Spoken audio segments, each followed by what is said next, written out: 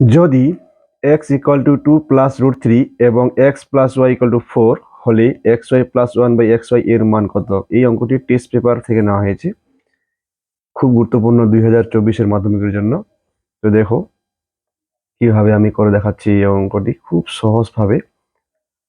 x সমান সমান 2 plus root 3 দেওয়া আছে, আর এখানে দেওয়া আছে x plus y equal to 4। তাহলে আমাকে শুরু করতে হবে x plus y equal to 4 দিয়ে, কারণ x আমি পেয়ে গেছি অঙ্কে, y নাই, তাই yটা এখান থেকে আমাকে বের করে নিতে হবে। তাহলে y ইকুয়াল টু 4, এটা প্লাস x আছে, এর পাশে গেলে মাইনাস xy।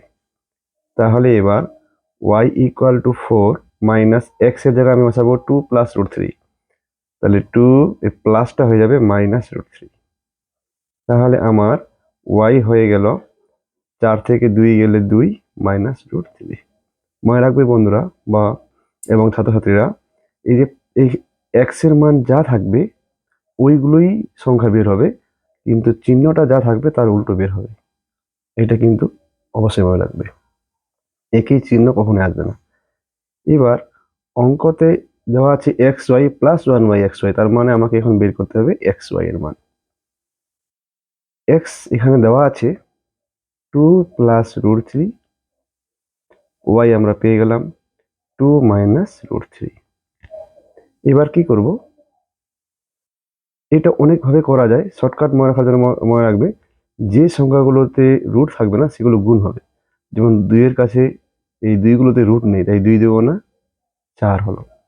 কিন্তু এই 3 গুলোতে রুট আছে, তাই দুইটা দিনের মধ্যে যে কোনো একটা নেব উইদাউট রুট, ঠিক আছে। আর প্লাসে মাইনাসে মাইনাস, আর 4 থেকে 3 গেলে 1 হয়ে যায়। এইভাবে করলে কি হয়, সময়টা বাঁচে।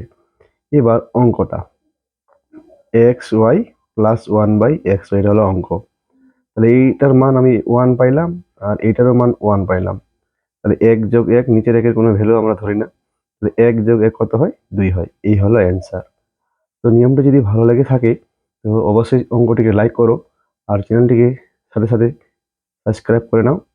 মাধ্যমিক পরীক্ষার জন্য অনেক হেল্পফুল হবে আমার এই চ্যানেলটি। ধন্যবাদ।